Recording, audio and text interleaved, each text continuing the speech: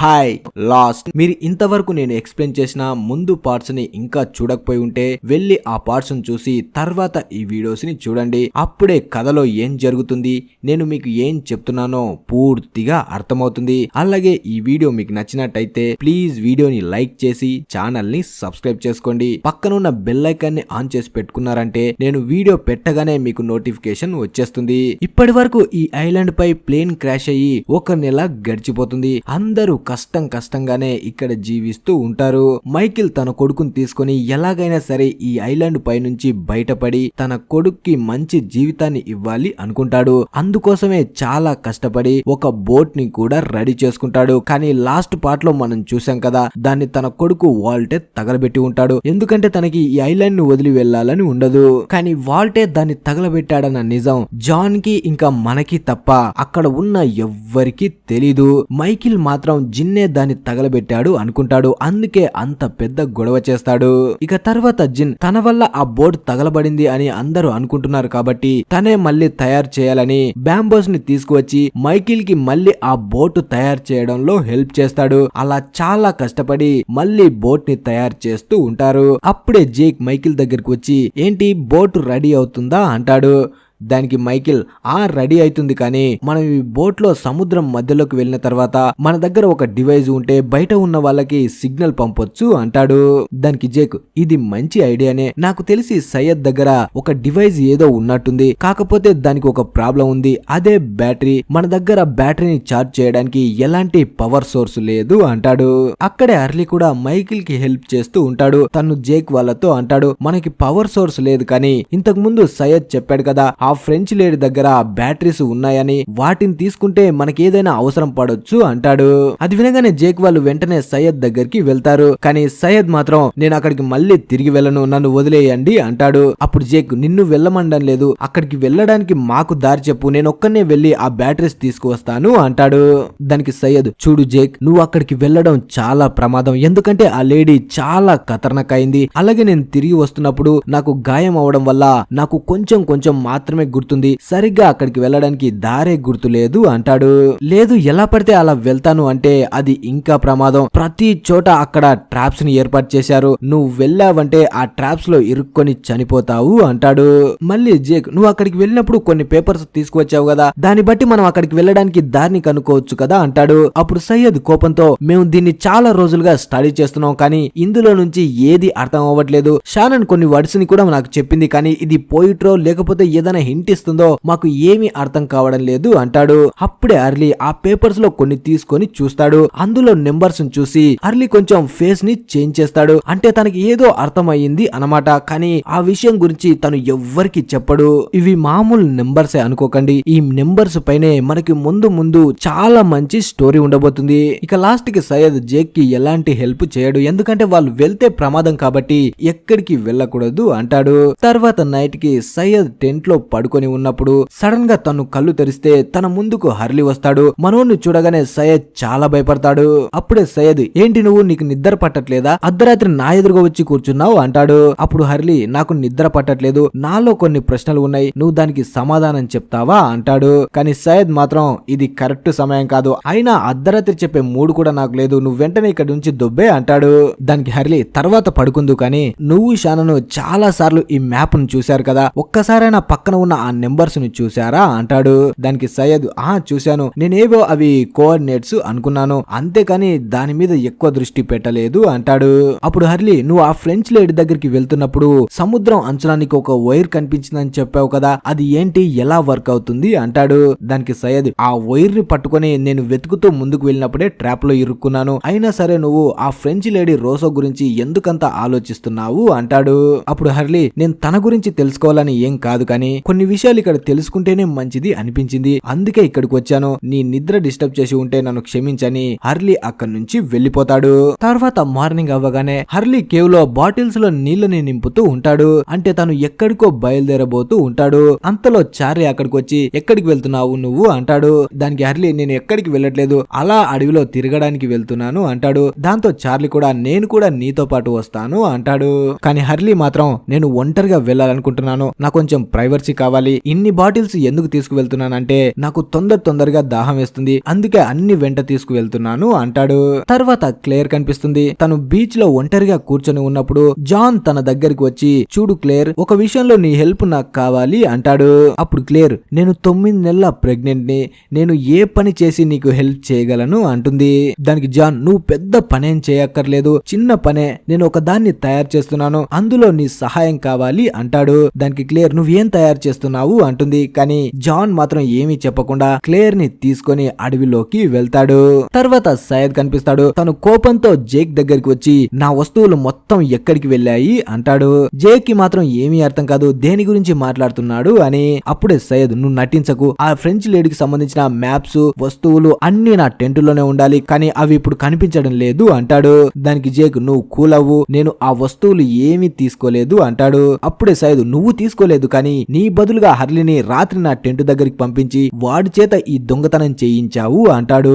అలా ఇద్దరు మాట్లాడుకుంటూ ఉన్నప్పుడే చార్లీ అక్కడికి వస్తాడు. జేక్ చార్లీని అడుగుతాడు, హర్లీ నీకు కనిపించాడా అని. దానికి చార్లీ, తను మార్నింగే చాలా వాటర్ బాటిల్స్ తీసుకొని అడవిలోకి వెళ్లిపోయాడు అంటాడు. దాంతో సయ్యద్ ఇంకా జేక్ అర్థం చేసుకుంటారు, తన మైండ్ లో ఏదో ఐడియా ఉంది, అందుకే ఆ మ్యాప్స్ మొత్తం తీసుకొని తను ఆ ఫ్రెంచ్ లేడీ దగ్గరికి వెళ్ళాడు అని. అలా వెంటనే జేక్ అన్ని పనులు అక్కడే వదిలేసి తను హర్లీని వెతకడానికి వెళ్తాడు. తన వెంట సయ్యద్ ఇంకా చార్లీ కూడా ఉంటారు. అప్పుడే సయ్యద్ షానన్ దగ్గరికి వస్తాడు. షానన్ ఇప్పుడు సయ్యద్ ని లవ్ చేస్తుంది కాబట్టి తను బయటికి వెళ్తుంటే తనకి ప్రమాదం జరుగుతుందేమో అని బాధపడుతుంది. అప్పుడే సయ్యద్ షానన్ కి ధైర్యం చెప్తాడు, నాకు ఏమి అవ్వదు, నేను తొందరగానే తిరిగి వస్తాను అంటాడు. తర్వాత మనకి హర్లీ కనిపిస్తాడు. తను ఆ సముద్రం వెంట ఆ ఫ్రెంచ్ లేడీ దగ్గర ఉన్న మ్యాప్ ను చూస్తూ ముందుకు వెళ్తూ ఉంటాడు. ఇంతవరకు హర్లీ చాలా కూల్ గా ఎర్రిపప్పలా కనిపించేవాడు, కానీ తను ఎప్పుడైతే ఆ మ్యాప్ ను చూస్తున్నప్పుడు ఆ నెంబర్స్ ను చూశాడో తనకు ఏదో గుర్తుకు వచ్చింది. అసలు ఆ నెంబర్స్ ఏంటి, మనోడు ఇంతకు ముందు ఏం చేసేవాడు అనేది మనం ముందు తెలుసుకుందాం. అలా హర్లీ చాలా దూరం వచ్చిన తర్వాత తనకి సయ్యద్ కి కనిపించినట్టే ఆ బీచ్ దగ్గర వైర్ కనిపిస్తుంది. అలా ఆ వైర్ ని ఫాలో చేస్తూ తను అడవిలోకి వెళ్తూ ఉంటాడు. ఫస్ట్ ఒక ట్రాప్ ని తప్పించుకుంటాడు, కానీ ఇంకో ట్రాప్ పై కాలు పెడతాడు. అలా కాలు పెట్టగానే ఆలోపే జేక్ ఇంకా సయ్యద్ వాళ్ళు వస్తారు. అప్పుడే సయ్యద్, నువ్వేం కాలు కదపకుండా అలాగే ఉండు, ఒకవేళ కాలు కదిపావంటే పైన ఉన్నాయి చూసావు కదా ఎంత షార్ప్ గా ఉన్నాయో, అది నీ నెత్తి మీద దిగిందంటే కింది వరకు వెళ్ళిపోతుంది అంటాడు. కానీ హర్లీ మాత్రం వాళ్ళ మాట వినడు. ఆ ట్రాప్ వచ్చే లోపే నేను తప్పించుకోగలను అని వెంటనే పక్కకి దూకుతాడు. దాంతో తను అన్నట్టే ఆ ట్రాప్ నుంచి తప్పించుకుంటాడు. అలా వెంటుగా వాసులో మనోడు తప్పించుకుంటాడు. దాంతో చార్లీకి చాలా కోపం వస్తుంది. అరే బండోడా, నీకు మైండ్ దొబ్బిందా, బాడీ పెంచావు కానీ తెలివి లేదా, కొంచెం ఉంటే సచ్చుండేవాడివి అంటాడు. దానికి హర్లీ, కూల్ దోస్త్, ఏమి అవ్వలేదు కదా, నేను తప్పించుకున్నాను కదా, ఎందుకంత హీట్ అవుతున్నావు అంటాడు. అప్పుడే జేక్ హర్లీతో అంటాడు, అసలు ఏం జరుగుతుంది ఇక్కడ, నీకు ఏం తెలుసు, ఎక్కడికి బయలుదేరేవో మాకు ఏదైనా ఇన్ఫర్మేషన్ ఇస్తావా అంటాడు. దానికి హర్లీ, ఏమీ లేదు దోస్త్, మీరు కూడా నా వెంట వస్తారా అంటాడు. అలా నలుగురు కలిసి అక్కడి నుంచి బయలుదేరతారు. అలా నలుగురు కొంత దూరం వెళ్ళిన తర్వాత వీళ్ళకి షాకింగ్ గా కర్రలతో చేసిన ఒక బ్రిడ్జ్ లాంటిది కనిపిస్తుంది. దాన్ని చూడగానే వీళ్ళు షాక్ అవుతారు. ఇంతకు ముందు వరకు ఈ ఐలాండ్ లో ఎవ్వరు ఉండేవాళ్ళు కాదు అనిపిస్తుంది, కానీ ఈ చెక్కలతో చేసిన బ్రిడ్జ్ ని చూస్తూ ఉంటే ఇంతకు ముందు నుంచి ఇక్కడ మనుషులు ఉండేవాళ్ళ, లేకపోతే ఎవరైనా అడవి మనుషులు ఉన్నారా అన్నట్టు అనుమానం వస్తుంది.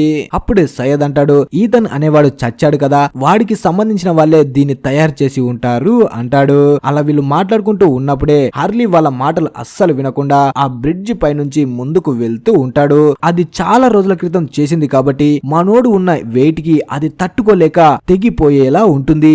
అయినా సరే హర్లీ చాలా కష్టపడి అటుపక్కకి వెళ్ళిపోతాడు. కానీ తర్వాత చార్లీ వెళ్తున్నప్పుడే ఆ బ్రిడ్జి తెగిపోతుంది. కానీ ఎలాగోలా చార్లీ మాత్రం ఇటు పక్కకి వచ్చేస్తాడు. అప్పుడే జేక్ అంటాడు, మీ తెలివితో ఒక దద్దమ్మలు ఇద్దరు అక్కడే ఉండండి, మేం చుట్టూ తిరిగి మీ దగ్గరికి వస్తాం, మీరు ఎక్కడికి వెళ్ళకండి అంటాడు. కానీ హర్లీ మాత్రం మేమే మీ దగ్గరికి వస్తాము అంటాడు.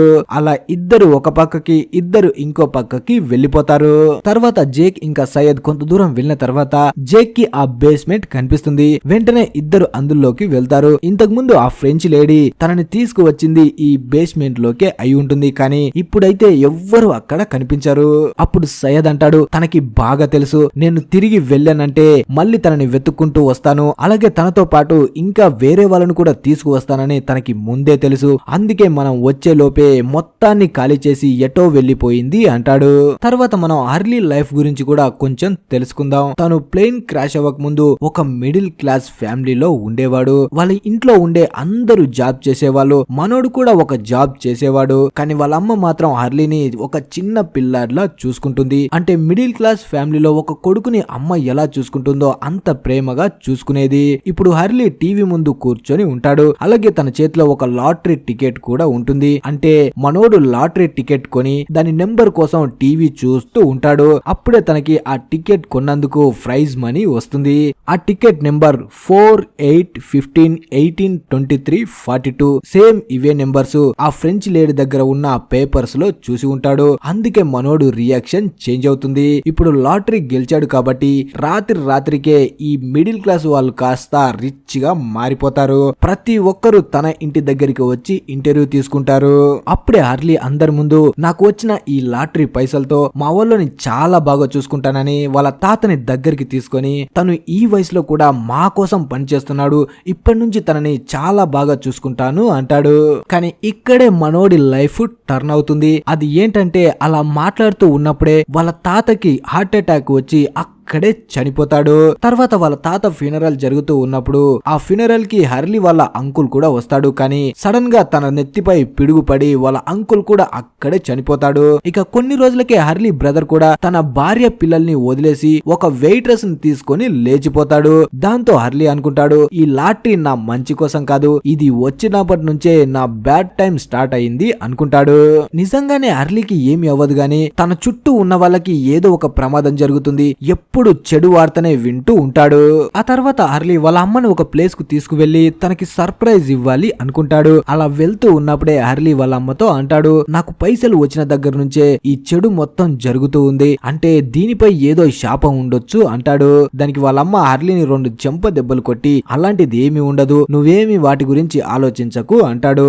అలా హర్లీ వాళ్ళ అమ్మని ఒక ప్లేస్ కు తీసుకువచ్చి తన కళ్ళకి గంతలు కట్టి తనకి ఒక పెద్ద బంగ్లాని గిఫ్ట్ ఇవ్వాలి అనుకుంటాడు. కానీ అప్పుడే వాళ్ళమ్మ కారు దిగుతూ ఉంటే తన కాలు స్లిప్ అయి గాయమవుతుంది. అలాగే తన ఎదురుగా ఉన్న ఆ కొత్త బంగ్లా కూడా మొత్తం ఫైర్ అంటుకొని తగలబడిపోతుంది. అప్పుడే తను ఫైర్ ఫైటర్స్ కి కాల్ చేస్తాడు. కానీ ఆలోపే పోలీసులు వచ్చి హర్లీని అరెస్ట్ చేస్తారు. ఎందుకంటే తను అనుకోకుండా ఒక డ్రగ్ కేసులోకి వెళ్లిపోతాడు. అలా మొత్తం తన లైఫే తిరగబడిపోతూ ఉంటుంది. తర్వాత హర్లీ తన అకౌంటెంట్ దగ్గరికి వెళ్లి ఈ పైసలు వచ్చిన దగ్గర నుంచి నాకు ఏదో అయిపోతుంది, మొత్తం ఈ పైసలకే ఒక శాపం ఉంది అంటాడు. కానీ తన అకౌంటెంట్ మాత్రం నీకేమైనా పిచ్చి పట్టిందా, పైసలు రానని రోజులు పైసలు రావట్లేదు అంటారు, వచ్చిన తర్వాత పైసలకు శాపం ఉంది అంటారు. నాకు తెలిసి ఆ పైసల్లో కాదు, నువ్వు లాటరీ తీసుకున్న నెంబర్స్ లోనే ఏదో ఉంది అంటాడు.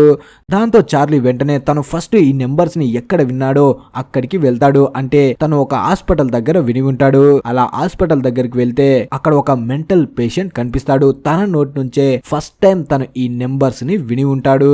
ఇతని పేరు లినాడ్ అయి ఉంటుంది. అప్పుడే హర్లీ అతని దగ్గరికి వెళ్లి, చెప్పు లినాడ్, నువ్వు ఫస్ట్ ఈ నెంబర్స్ ఎక్కడ విన్నావు అంటాడు. లినాడ్ ఒక మెంటల్ పేషెంట్ అయినా కూడా ఆ నెంబర్స్ గురించి వినగానే మొత్తం ఆ నెంబర్స్ అస్సలు మర్చిపోకుండా రిపీటెడ్ గా చెబుతూ ఉంటాడు. దాన్ని చూసి హర్లీ షాక్ అవుతాడు. అలా హర్లీ తన పక్కనే కూర్చొని ఈ నెంబర్స్ తో నేను లాటరీ కొనుక్కున్నాను అంటాడు. ఆ మాట వినగానే లినాడ్, నువ్వు అలా చేయకూడదు, ఈ నెంబర్స్ తో లాటరీ కొన్నావంటే నీ లైఫ్ తిరగబడిపోయినట్టే అంటాడు. ఇక ఇప్పటి నుంచి ఆ నెంబర్స్ నిన్ను అస్సలు వదిలిపెట్టవు, నువ్వు వీటి నుంచి తప్పించుకోవాలి అంటే ఆస్ట్రేలియాలో ఉన్న ఒక ఊరికి వెళ్ళని ఆ ఊరి పేరు చెప్పి గట్టిగా అరుస్తూ ఉంటాడు. తర్వాత హర్లీ లీనాడ్ చెప్పినట్టే ఆస్ట్రేలియాలో ఉన్న ఆ ఊరు దగ్గరికి వస్తాడు. అసలు అక్కడ ఊరే ఉండదు, ఒక్క ఇల్లు మాత్రమే ఉంటుంది. అలా ఆ ఇంట్లోకి వెళ్తాడు.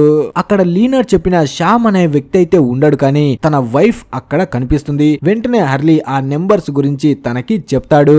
అప్పుడు ఆ లేడీ, నా భర్త ఇంకా లీనాడ్ ఇద్దరు నేవీలో వర్క్ చేసేవాళ్ళు. ఒక రోజు పెసిఫిక్ సముద్రంలో వెళ్తున్నప్పుడు వీళ్ళకి ఒక సిగ్నల్ వచ్చింది. ఆ సిగ్నల్ ని ట్రాక్ చేస్తే ఇదే నెంబర్ వాళ్ళకి మాటికి రిపీట్ అవుతూ వినిపించింది.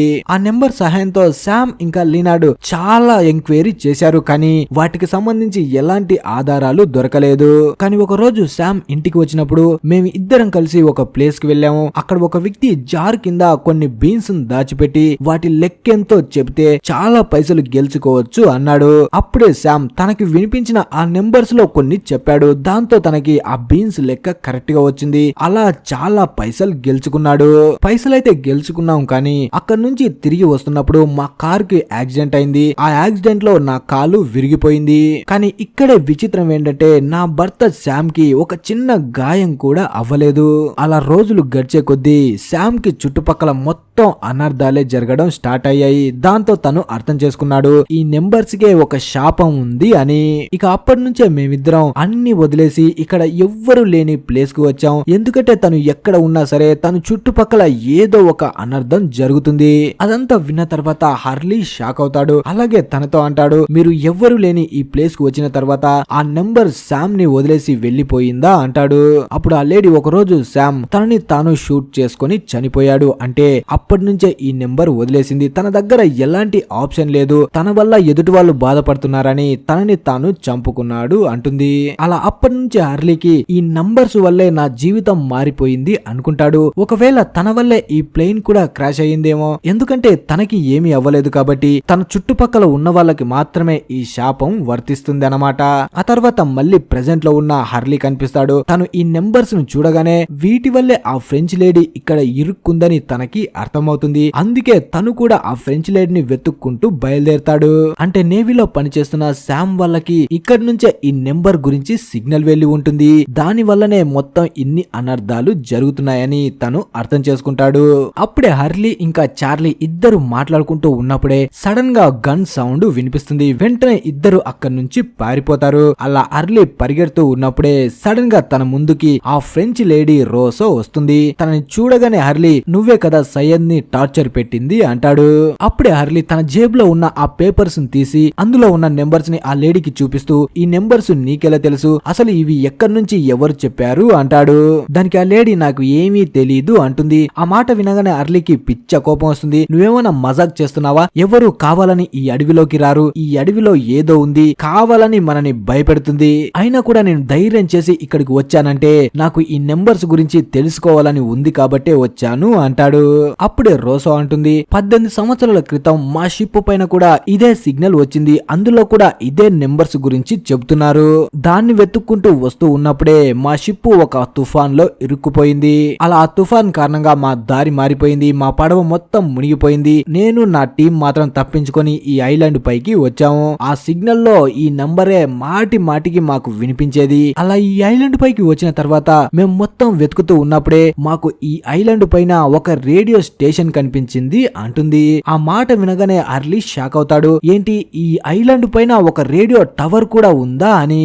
దానికి రోసో బ్లాక్ రాక్ కి కొంచెం ముందే ఈ టవర్ ఉంది. ఇక్కడికి వచ్చిన తర్వాత నా టీమ్ లో ఉన్న చాలా మంది ఈ నెంబర్స్ ఏంటో కనుక్కోవడానికి చాలా ట్రై చేశారు. అలా నెంబర్స్ గురించి తెలుసుకోవడానికి ట్రై చేసిన నా టీం మొత్తం చనిపోయారు. చివరికి నేను మాత్రమే మిగిలాను. నేను ఎలాగోలా ట్రై చేసి ఆ స్టేషన్ దగ్గరికి వెళ్లి అందులో ఉన్న ఈ నెంబర్ ట్రాన్స్మిషన్ ని మార్చేశాను. నాకు సంబంధించిన మెసేజ్ ని రికార్డ్ చేశాను. అలా అప్పటి నుంచి నేను రికార్డ్ చేసిన మెసేజే 18 సంవత్సరాలుగా రిపీట్ అవుతుంది అంటుంది. అప్పుడే హర్లీ మరి ఈ నెంబర్స్ గురించి మీరేం తెలుసుకున్నారు? ఈ నెంబర్స్ కి పవర్స్ ఎక్కడి నుంచి వచ్చాయి అంటాడు. ఆ మాట వినగానే రోసో కూడా షాక్ అవుతుంది. నెంబర్స్ కి పవర్స్ రావడం ఏంటి అంటుంది. దానికి హర్లీ నిజంగానే ఈ నెంబర్స్ కి శాపం ఉంది. దీని కారణంగానే మా లైఫ్ తిరగబడిపోయింది. ఈ నెంబర్స్ ని ఎవరైతే ఉపయోగిస్తారో వాళ్ళ చుట్టుపక్కల ఉన్న అన్నిటినీ కోల్పోతారు అంటాడు. ఆ మాట వినగానే రోసో ఏమీ మాట్లాడకుండా కొంతసేపు అలాగే ఉండి మళ్ళీ హర్లీతో అంటుంది, ఈ నెంబర్స్ ని ఎప్పుడైతే నేను విన్నానో అప్పటి నుంచే నా లైఫ్ లో చెడు జరగడం స్టార్ట్ అయ్యింది. ఫస్ట్ మా షిప్ మునిగిపోయింది. తర్వాత నా టీమ్ లో ఉన్న వాళ్ళే ఒక్కరొక్కరుగా చనిపోతూ నేను ఒంటరిగా మిగిలిపోయాను అంటుంది. అంటే నువ్వు చెప్పేది కరెక్టే, ఈ నెంబర్స్ కి ఖచ్చితంగా శాపం ఉంది అంటుంది. అలా హర్లీ కూడా గట్టిగా ఏడవడం స్టార్ట్ చేస్తాడు. ఎందుకంటే తన లైఫ్ మారుతుందని ఉపయోగించిన నెంబర్స్ తన జీవితాన్ని నాశనం చేశాయి అని. అలా రోసోని కూడా హక్ చేసుకుంటాడు. అంటే ఇద్దరి జీవితాలు ఒక్క నెంబర్ వల్లే ఇలా మారిపోయాయి కాబట్టి. తర్వాత చార్లీ కనిపిస్తాడు. తను పరిగెట్టుకుంటూ జేక్ వాళ్ళ దగ్గరికి వస్తాడు. జేక్ వాళ్ళు హర్లీ గురించి అడుగుతాడు. అప్పుడు చార్లీ మాపై ఎవరో షూట్ చేశారు, నేను పారిపోయి వచ్చాను, హర్లీ వెనకనే ఉండిపోయాడు అంటాడు. దాంతో ముగ్గురు కలిసి మళ్ళీ హర్లీ కోసం వెళ్తారు. అలా వీళ్ళు బయలుదేరుతూ ఉన్నప్పుడే సడన్ గా వెనక నుంచి హర్లీ వస్తాడు. అంటే తను ఆల్రెడీ ఆ లేడీతో మాట్లాడి తన దగ్గర బ్యాటరీ కూడా తీసుకొని వచ్చి ఉంటాడు. అసలు ఏం జరుగుతుందో జేక్ వాళ్ళకి ఏమీ అర్థం కాదు. మనం చేయలేని పని హర్లీ ఎలా చేశాడు వెళ్ళిపోయాడు అనుకుంటారు. ఆ తర్వాత అందరూ బీచ్ దగ్గరికి తిరిగి వస్తారు. తర్వాత క్లేర్ ఇంకా జాన్ కనిపిస్తారు. జాన్ ఏదో ట్రాప్ ని తయారు చేస్తూ ఉంటాడు. తనకి క్లేర్ హెల్ప్ చేస్తుంది. అప్పుడే క్లేర్ ఈ రోజు నా బర్త్డే అంటుంది. ఆ మాట వినగానే జాన్ షాక్ అవుతాడు. ఈ విషయం గురించి అందరికి ఎందుకు చెప్పలేదు అంటాడు. దానికి క్లేర్ చెప్పినా ఏముందిలే, ఎవరు మాత్రం ఏం చేస్తారు అంటుంది. అలా జాన్ కొంతసేపటికి తను తయారు చేసింది మొత్తం కంప్లీట్ చేసి దాని క్లేర్ ముందు ఉంచుతాడు. నిజానికి తను తయారు చేసింది ట్రాప్ కాదు, బేబీ ఊయల్ ని తయారు చేసి ఉంటాడు. దాన్ని క్లేర్ కి గిఫ్ట్ గా ఇచ్చి బర్త్డే విషెస్ ని చెప్తాడు. క్లేర్ కూడా చాలా హ్యాపీగా ఫీల్ అవుతుంది.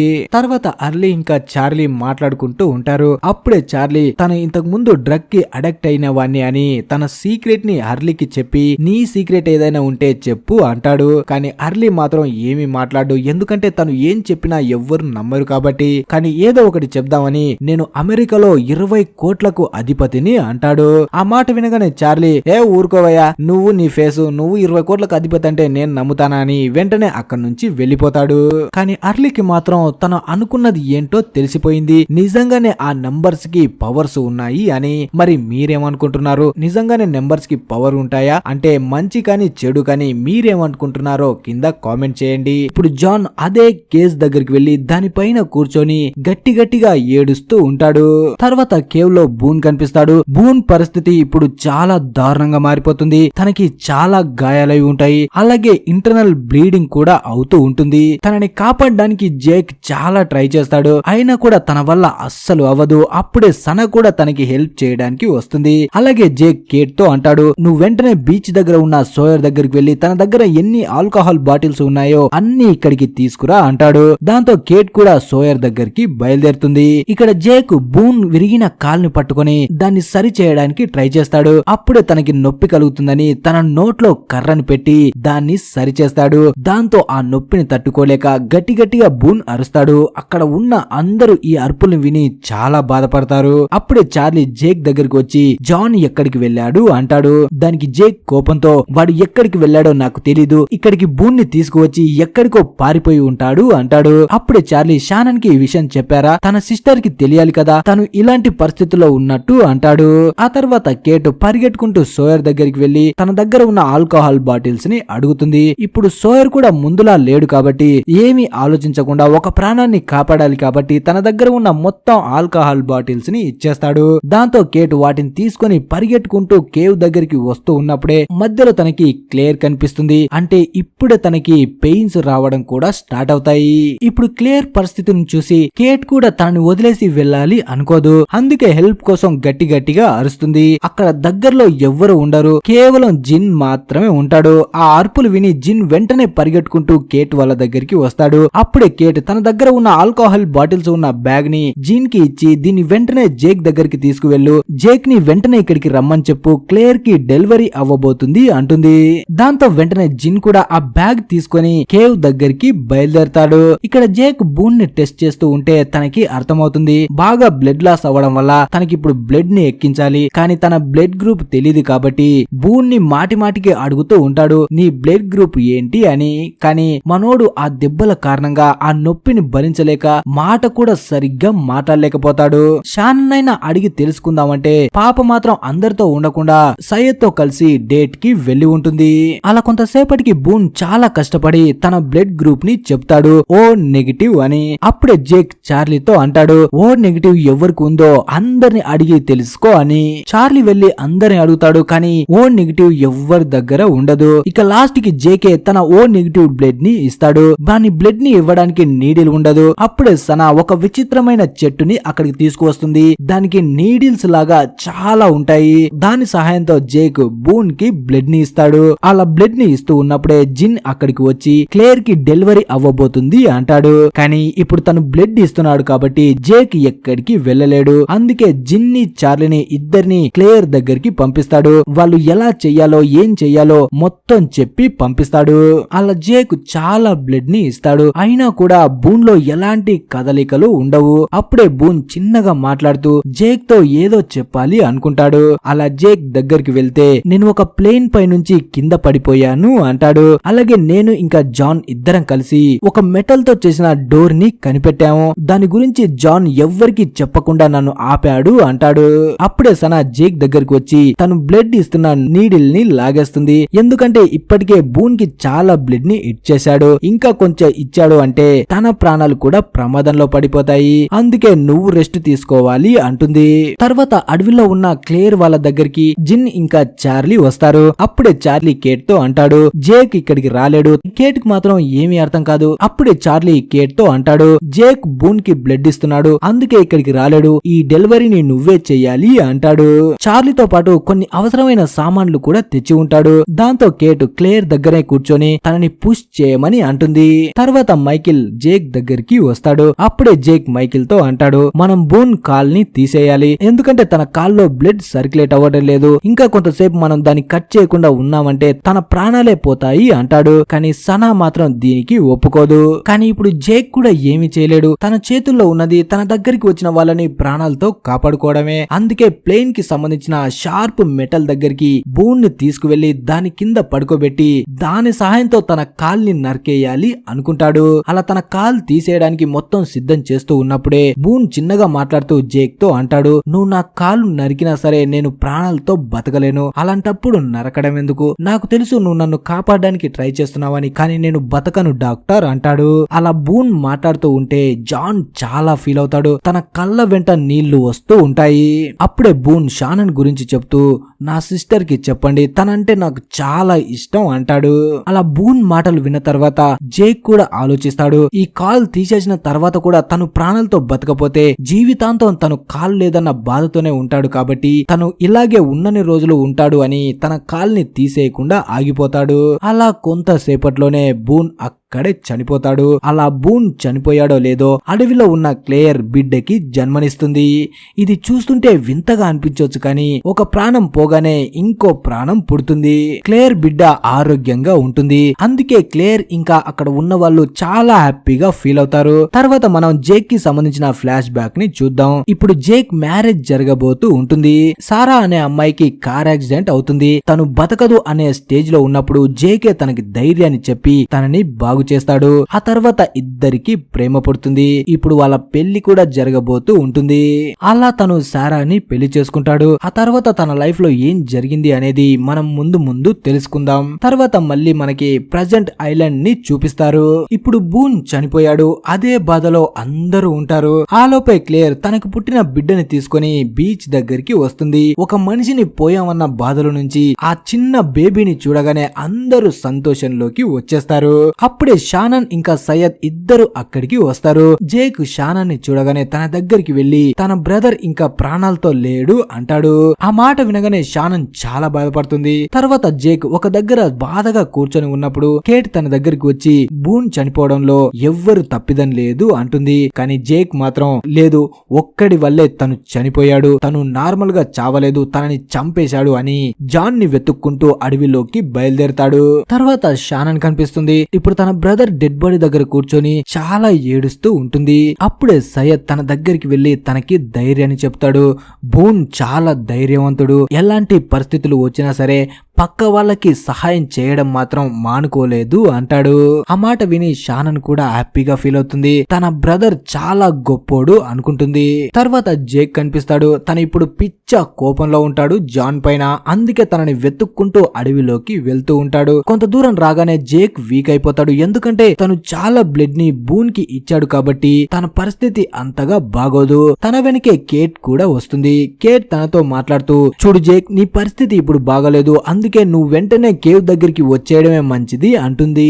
కానీ జేక్ మాత్రం తన మాటల్ని అస్సలు వినడు. ఇప్పుడు జాన్ పై కోపంగా ఉంటాడు. తను నాతో అబద్ధం చెప్పాడు, బూన్ కొండపై నుంచి కింద పడ్డాడు అని, అలాగే తను చనిపోవడానికి కారణం కూడా మొత్తం జానే అంటాడు. కానీ చాలా సేపు కేట్ తనకి నచ్చజెప్పిన తర్వాత మళ్ళీ తిరిగి బీచ్ దగ్గరికి వచ్చేస్తాడు. ఇక్కడ బీచ్ దగ్గర అందరూ కలిసి బూన్ ని పూడ్చిపెట్టడానికి వెళ్తూ ఉంటారు. అలా అందరూ ఒక దగ్గర నిలబడి ఉన్నప్పుడు జేక్ షానన్ తో అంటాడు, నువ్వేదైనా చెప్పాలనుకుంటున్నావా అని. కానీ షానన్ మాత్రం బాధలో ఏమీ మాట్లాడలేను అంటుంది. అప్పుడే సయ్యద్ బూన్ గురించి అంటాడు, మీకు గుర్తుందో లేదో మనం ఇక్కడ క్రాష్ అయిన నెక్స్ట్ డేనే ఒక లేడీ సముద్రంలో మునిగిపోతూ ఉన్నప్పుడు అందరికంటే ముందు తనని కాపాడడానికి వెళ్ళింది బూనే. అప్పటి నుంచే నాకు బూన్ ధైర్యం గురించి తెలుసు అంటాడు. అలా అందరూ బాధపడుతూ ఉన్నప్పుడే దూరంగా జాన్ వాయిస్ వినిపిస్తుంది. అలా తను వీళ్ళ దగ్గరికి వస్తూ దీనంతటికి మొత్తం కారణం నేనే అంటాడు. అందరూ జాన్ నే చూస్తూ ఉంటారు. మేము అడవిలో ఉన్నప్పుడు ఒక ప్లేన్ క్రాష్ అయి మాకు కనిపించింది. వెంటనే మేము అక్కడికి వెళ్ళాం. నేనే పైకి వెళ్లి ఆ ప్లేన్ లో ఏముందో చూడాలనుకున్నాను, కానీ అప్పుడు నా కాలు బాగోలేకపోవడం వల్ల బూన్ పైకి వెళ్లి చూశాడు. అందులో తనకి రేడియో కనిపించి దాని ద్వారా అందరికి మెసేజ్ పంపాలి అనుకున్నాడు. కానీ తన వెయిట్ ని ఆ ప్లేన్ మోయలేక అది కిందకి పడిపోయింది. దాని కారణంగా తనకి గాయాలయ్యాయి, చనిపోయాడు. తను చనిపోవడానికి కారణాలు కూడా మనందరినీ కాపాడాలనుకోవడమే. తను ఒక హీరో అంటాడు. అలా తను మాట్లాడుతూ ఉంటే అందరూ చూస్తూ ఉంటారు. కానీ జేక్ కి మాత్రం పిచ్చ కోపం వస్తుంది. వచ్చావా ముసల్నా కొడక, నువ్వే అబద్ధం చెప్పావు. నువ్వు తనని వెంట తీసుకువెళ్లకుంటే తను ప్రాణాలతో ఉండేవాడు అని తన గొంతు పట్టుకొని చంపడానికి ట్రై చేస్తాడు. అప్పుడే అందరూ వచ్చి జేక్ ని ఆపుతారు. జాన్ కూడా వెంటనే కింద పడిపోతాడు. ఎందుకంటే ఇప్పుడు తను కూడా వీక్ అయిపోయి ఉంటాడు. అలా కొంతసేపటికి బూన్ ని పూడ్చిపెట్టిన తర్వాత సయ్యద్ వాళ్ళు జేక్ ని ఒక దగ్గరికి తీసుకువచ్చి తనని రెస్ట్ తీసుకోమని అంటారు. కానీ జేక్ మాత్రం నేను జాన్ దగ్గరికి వెళ్లి అసలు ఏం జరిగిందో మొత్తం తెలుసుకోవాలనుకుంటున్నాను అంటాడు. అయినా సరే సయ్యద్ వాళ్ళు మాత్రం ఇప్పుడు అవసరం లేదు, తర్వాత తెలుసుకుందు, కానీ ఇప్పుడు నువ్వు రెస్ట్ తీసుకో అంటారు. తర్వాత షానన్ కనిపిస్తుంది. తను ఒంటరిగా బీచ్ లో ఒక దగ్గర కూర్చొని తన బ్రదర్ ని తలుచుకొని బాధపడుతూ ఉంటుంది. అప్పుడే జాన్ తన దగ్గరికి వస్తాడు. అలా షానన్ పక్కన కూర్చొని తనకి బూన్ కి సంబంధించిన బ్యాగ్ ని ఇచ్చి, ఈ బ్యాగ్ నీ బ్రదర్ దే, తను చనిపోవడానికి మొదటిగా మెయిన్ కారణం నేనే. తను ఫస్ట్ రోజు నా వెంట వస్తున్నప్పుడే తనని రావద్దని చెప్పి ఉంటే తన ప్రాణాలు పోయిండేవి కాదు, కానీ నేను అలా చేయకపోవడం వల్ల ఇప్పుడు తన ప్రాణాలు పోయాయి అంటాడు. కానీ షానన్ మాత్రం ఏమీ మాట్లాడకుండా ఉంటుంది. అప్పుడే జాన్, నాకు తెలుసు మన అనుకునే వాళ్ళు చనిపోతే మన మనసు ఎంత బాధపడుతుందో అని. నా పైన నీకు చాలా కోపం ఉంది, కానీ ఏదో ఒక రోజు నన్ను క్షమిస్తావని నేను నమ్ముతున్నాను. నీకు జరిగిన నష్టానికి సారీ అని చెప్పి జాన్ అక్కడి నుంచి వెళ్లిపోతాడు. ఈ సిరీస్ స్టార్ట్ అయిన దగ్గర నుంచి బూన్ మనతో పాటే ఉన్నాడు, కానీ ఇకపై నుంచి బూన్ మనకి కనిపించడు. బూన్ ఉన్నంతసేపు మనని ఎంటర్టైన్ చేశాడు కాబట్టి తన ఆత్మకి శాంతి చేకూరాలని కోరుకుందాం. తర్వాత షానన్ సయ్యద్ దగ్గరికి వచ్చి, నువ్వు నా కోసం ఏమైనా చేస్తానని చెప్పావు కదా, ఇప్పుడు చెయ్యి, జాన్ ని ఏదో ఒకటి చెయ్యి అంటుంది. తర్వాత జాన్ కేవ్ దగ్గరికి వచ్చి తన టీ షర్ట్ ని ఇప్పి దాన్ని ఉతుక్కుంటూ ఉంటాడు. అప్పుడే మనకి తన బాడీ మీద ఉన్న కిడ్నీ ఆపరేషన్ సింబల్ కూడా కనిపిస్తుంది. వాళ్ళ నాన్న మోసం చేసి మనోడ్ దగ్గర దుబ్బేశాడు. ఈ టైంలో వాల్ట్ కూడా అక్కడే ఉంటాడు. కానీ వాల్ట్ ఏమీ మాట్లాడకుండా జాన్ ని అదే పనిగా చూస్తూ ఉంటాడు. ఇప్పుడు ఇక్కడ ఉన్న అందరూ అనుకునేది ఏంటంటే జాన్ కావాలనే బూన్ ని చంపేశాడు అని. అంటే బూన్ ప్రాణాలతో ఉన్నంత వరకు ఇక్కడ ఉన్న అందరికీ జానే ఒక హీరోగా ఉండేవాడు, కానీ ఇప్పుడు సడన్ గా తను విలన్ లాగా మారిపోయాడు. తర్వాత సయ్యద్ జాన్ దగ్గరికి వస్తాడు. అప్పుడే సయ్యద్ జాన్ దగ్గరికి వచ్చి, నువ్వు చెప్పావు కదా బూన్ రేడియోలో కాంటాక్ట్ అయ్యాడని, ఆ క్రాష్ అయిన ప్లేన్ ఎక్కడ ఉంది, తనకి నిజంగానే ఆ రేడియోలో రిప్లై వచ్చిందా అంటాడు. దానికి జాన్, నేను కింద ఉన్నాను ఆ టైంలో, నాకు రిప్లై వచ్చిందో లేదో అంతగా తెలియలేదు అంటాడు. అప్పుడే సయ్యద్, మరేం పర్వాలేదు, నాకు రేడియోకి సంబంధించిన కొన్ని పార్ట్స్ కావాలి, ఆ ప్లేన్ ఎక్కడ క్రాష్ అయిందో నన్ను అక్కడికి తీసుకువెళ్ళు అంటాడు. దానికి జాన్ కూడా ఒప్పుకుంటాడు. తర్వాత ఇద్దరు కలిసి ఆ ప్లేన్ క్రాష్ అయిన దగ్గరికి బయలుదేరతారు. అలా మధ్య మధ్యలో సయ్యద్ జాన్ ని చాలా ప్రశ్నలు అడుగుతాడు. అలాగే తను సమాధానం చెప్తూ ఉంటే అవి నిజమో కాదో అని సయ్యద్ ఈజీగా కనిపెట్టగలడు. అప్పుడే సయ్యద్, నువ్వు బున్ ఇద్దరు కలిసి వేట కోసమే ఇక్కడికి వచ్చేవాళ్ళ అంటాడు. దానికి జాన్, లేదు, అడవి పందులు అన్ని ఇక్కడ నుంచి వేరే దగ్గరికి వెళ్లిపోయాయి, మేము కేవలం ఈ అడవిని ఎక్స్ప్లోర్ చేయడానికే వచ్చేవాళ్ళం అంటాడు. అప్పుడు సయ్యద్, బూన్ ఫ్యూనరల్ జరుగుతున్నప్పుడు నువ్వు చెప్పావు కదా తను ప్లేన్ లో ఉన్నప్పుడు నీ కాలు పని చేయలేదని, ఇప్పుడు బాగానే పనిచేస్తున్నట్టుందే అంటాడు. దానికి జాన్, అప్పుడు పని చేయలేదు కానీ ఇప్పుడు బాగానే పనిచేస్తుంది అంటాడు. అలాగే సయ్యద్ అడుగుతున్న ప్రశ్నల్ని చూసి జాన్ అంటాడు, నువ్వు ఇరాక్ లో ఇంటరాగేటర్ గా పనిచేసేవాడివా అని. దానికి సయ్యద్, అవును, చాలా కాల క్రితం, అయినా సరే నీకు ఇదేం డౌట్ వచ్చింది, నిన్ను ప్రశ్నలు అడుగుతున్నానా అంటాడు. దానికి జాన్, అవును, నేను ఫ్యూనరల్ జరుగుతూ ఉన్నప్పుడు నేను అక్కడికి రాగానే జాన్ నాపై అటాక్ చేయడానికి వచ్చాడు, దాంతో అందరూ నేనే తనని చంపేశానని అనుకున్నారు, నువ్వు కూడా అలాగే అనుకుని ఇన్ని ప్రశ్నలు అడుగుతున్నావు అంటాడు. దానికి సయ్యద్, నేను నిన్నేమి అనుమానించట్లేదు, నువ్వు చెప్పినది ఏది నమ్మకపోయినా సరే ప్లేన్ క్రాష్ గురించి చెప్పావు కదా, ఆ ప్లేన్ నాకు కనిపించిందంటే నువ్వు చెప్పేది మొత్తం నిజమే అయిపోతుంది కదా అంటాడు. అలా ఇద్దరు కలిసి ఆ క్రాష్ అయిన ప్లేన్ దగ్గరికి వస్తారు. వెంటనే సయ్యద్ ఆ ప్లేన్ లోపలికి వెళ్లి తనకి అవసరమైన సామాన్లని తీసుకుంటాడు. అప్పుడే జాన్ ఇన్ని చూసిన తర్వాత కూడా నువ్వు నన్ను ఎందుకు నమ్మట్లేదు సయ్యద్ అంటాడు. ఎందుకంటే నువ్వు చాలా అబద్ధాలు చెప్పావు. బూన్ని జేక్ దగ్గరికి తీసుకువచ్చినప్పుడు తను కొండపై నుంచి పడిపోయాడని చెప్పావు. అది అబద్ధమే కదా అంటాడు. దానికి జాన్ అవును నేను చెప్పాను, ఎందుకంటే ఈ తప్పు నా వల్లే జరిగింది కాబట్టి దీని గురించి తెలిస్తే మీరందరూ కంగారు పడతారని నేను ఏమీ చెప్పలేదు అంటాడు. అలాగే సయ్యద్ ఇంకో విషయంలో కూడా నేను నమ్మను, ఎందుకంటే నీ దగ్గర ఒక గన్ని దాచిపెట్టుకున్నావు అంటాడు. నిజానికి ఈ గన్ను ఆ ప్రీస్ట్ బాడీ దగ్గర దొరికి ఉంటుంది. దాన్ని జాన్ తన దగ్గరే పెట్టుకుని ఉంటాడు. వెంటనే ఆ గన్ని సయ్యద్ కి ఇచ్చి ఇప్పుడు నమ్ముతావా నన్ను అంటాడు. దానికి సయ్యద్ నమ్మను, ఎందుకంటే ఈ గన్ను నేను అడిగినప్పుడు ఇచ్చావు కానీ అంతకు ముందే ఇవ్వాలని నీకు అనిపించలేదు కదా అంటాడు. అప్పుడే జాన్ నీకు ఒక నిజం చెప్తా, మనం ఈ ఐలాండ్ పైకి వచ్చిన తర్వాత నువ్వు ఆ ఫ్రెంచ్ లేడీ పంపుతున్న సిగ్నల్ ని క్యాచ్ చేయడానికి ఒక డివైస్ ని తయారు చేసి తనని వెతుక్కుంటూ వెళ్ళావు కదా, ఆ టైంలో వెనక నుంచి నీపై అటాక్ జరిగింది కదా, ఆ అటాక్ చేసింది ఎవరో కాదు నేనే అంటాడు. ఆ విషయం తెలియగానే సయ్యద్ కి పిచ్చ కోపం వస్తుంది. పిచ్చ నా కొడుక, ఆ రోజు నువ్వు అటాక్ చేయడం వల్ల చస్తూ నేను బతికాను అంటాడు. అప్పుడు జాన్ నేను ఆ రోజు నీపై అటాక్ చేసింది కూడా మన మంచికే. ఒక లేడీ 18 సంవత్సరాలుగా ఈ ఐలాండ్ పై క్రాష్ అయ్యి ఇక్కడే ఒంటరిగా బతుకుతూ తన వాళ్ళని చంపుకుందని ఇక్కడ ఉన్న వాళ్ళకి తెలిస్తే వీళ్ళు ఎంత కంగారు పడతారు. ఇదంతా జరగకూడదని ఆ రోజు నీపై అటాక్ చేసింది నేనే అంటాడు. అప్పుడే సయ్యద్ అంటే మైకిల్ పడవని తగలబెట్టింది కూడా నువ్వేనా అంటాడు. కానీ జాన్ మాత్రం నేను కాదు దాన్ని తగలబెట్టింది అంటాడు. తర్వాత సయ్యద్ షానన్ దగ్గరికి వస్తాడు. తనతో జాన్ గురించి చెప్తాడు. జాన్ కావాలని బూన్ని చంపలేదు, ఇది అనుకోకుండా జరిగింది అంటాడు. ఆ మాట వినగానే షానన్ కూడా చాలా ఫీల్ అవుతుంది. వెంటనే అక్కడి నుంచి వెళ్లిపోతుంది. తర్వాత క్లేర్ కనిపిస్తుంది. ఇప్పుడు తన చేతిలో తన బేబీ ఉంది కాబట్టి చాలా హ్యాపీగా ఉంటుంది. అప్పుడే చార్లీ ఇంకా సన తన దగ్గరికి వచ్చి బేబీని కొంతసేపు మాకిచ్చి నువ్వు కొంచెం రెస్ట్ తీసుకో అంటారు. కానీ క్లేర్ మాత్రం తన బేబీని ఎవ్వరికి ఇవ్వదు. ఇంతకు ముందు తనపై అటాక్ జరిగింది కాబట్టి అలాగే తన బిడ్డపై కూడా అటాక్ జరుగుతుందని అస్సలు ఎవ్వరికి ఇవ్వదు. అప్పుడే చార్లీ నేను జాగ్రత్తగా చూసుకుంటాను, నీకు కానీ బేబీకి కానీ ఎవ్వరికి ఏమీ అవ్వనివ్వను అంటాడు. దాంతో క్లేర్ చార్లీకి బేబీని ఇస్తుంది. ఆ తర్వాత చార్లీ బేబీని తీసుకొని బీచ్ లో అలా తిరుగుతూ ఉంటాడు. కానీ బేబీ మాత్రం చార్లీ దగ్గరికి వచ్చిన తర్వాత గట్టిగా ఏడుస్తూ ఉంటాడు. అయినా కూడా మనోడు పాటలు పాడుతూ చుట్టూ తిరుగుతూ ఉంటాడు. అప్పుడే అర్లీ కూడా అక్కడికి వచ్చి ఆ బేబీ ఏడుపు ఆపడానికి ట్రై చేస్తాడు. కానీ బేబీ మాత్రం ఏడుస్తూనే ఉంటుంది. అలా చార్లీ ఏడుస్తున్న బేబీని తీసుకొని సోయర్ దగ్గరికి వెళ్తాడు. అలా వెళ్తూ ఉన్నప్పుడు సోయర్ మాటలు వినగానే ఆ బేబీ సడన్ గా ఏడుపుని ఆపుతుంది. దాంతో చార్లీ ఇంకోసారి మాట్లాడవా అంటాడు. దానికి సోయర్ ఏంట్రా బాబు నేనెందుకు మాట్లాడతానని అటు నుంచి వెళ్లిపోతూ ఉంటాడు. అయినా కూడా చార్లీ తన మాట వినకుండా సోయర్ వెనకే వెళ్తాడు. ఇక చేసేదేం లేక బేబీ ఏడుపు ఆపడం కోసం సోయర్ బుక్ చదవడం స్టార్ట్ చేస్తాడు. నిజంగానే సోయర్ వాయిస్ లో ఏదో మ్యాజిక్ ఉన్నట్టు తన మాటలు వినగానే బేబీ ఏడుపు ఆపుతుంది. తను మాట్లాడకపోతే ఏడవడం స్టార్ట్ చేస్తుంది.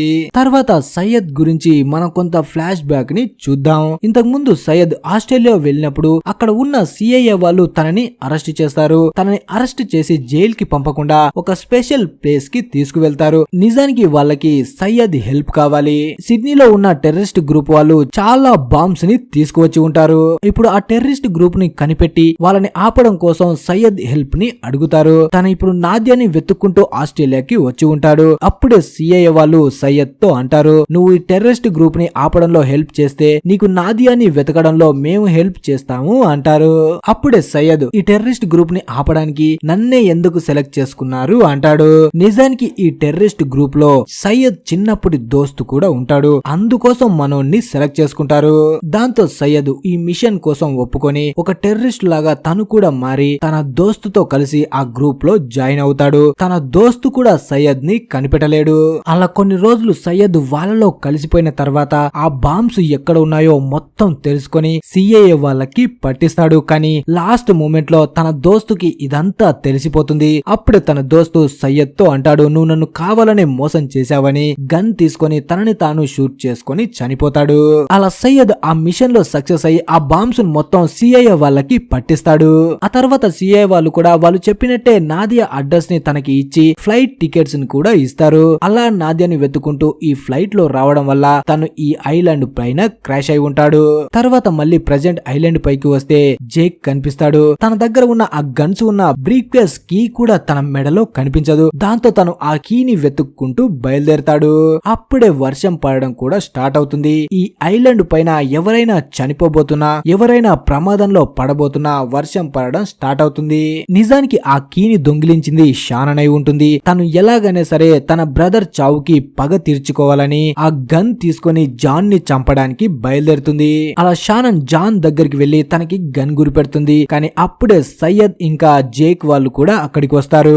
అప్పుడే సయ్యద్ షానన్ ని ఆపడానికి ట్రై చేస్తాడు. నువ్వు ఇతన్ని చంపినంత మాత్రాన నీ బ్రదర్ తిరిగి రాడు కదా, నువ్వు ఇతన్ని చంపడం కూడా వేస్ట్ అంటాడు. అయినా కూడా షానన్ వినకుండా షూట్ చేస్తుంది. అప్పుడే షానన్ ని ఆపడం కోసం సయ్యద్ జంప్ చేసి తనని ఆపుతాడు. అప్పటికే బుల్లెట్ జాన్ కి తగిలి ఉంటుంది. కొంతసేపటి వరకు మనం కూడా అనుకుంటాం జాన్ చనిపోయాడు అని, కానీ కొంతసేపట్లోనే మళ్ళీ తను పైకి లేస్తాడు. ఆ బుల్లెట్ తనకి అంచుగా వెళ్లి ఉంటుంది. దాని కారణంగా కొంచెం బ్లడ్ వస్తుంది, కానీ ఆ బుల్లెట్ తన బుర్రలోకి మాత్రం వెళ్లి ఉండదు. ఇప్పుడు తనకి ట్రీట్మెంట్ కావాలి, కానీ జేక్ మాత్రం తనకి ట్రీట్మెంట్ చేయడానికి కూడా ఇష్టపడడు.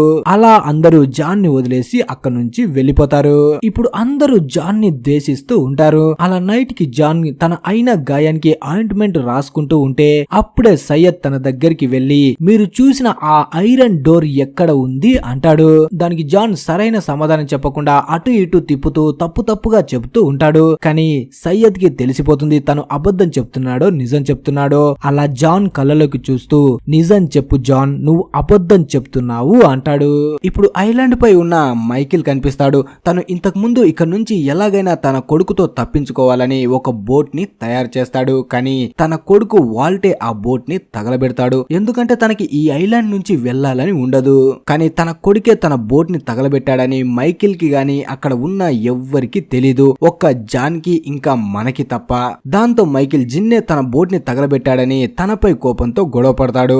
అప్పుడు జిన్ కూడా తనకి మళ్ళీ కొత్త బోట్ ని తయారు చేయడానికి హెల్ప్ చేస్తానని మైకిల్ ఇంకా జిన్ ఇద్దరు కలిసి కొత్త బోట్ ని తయారు చేస్తూ ఉంటారు.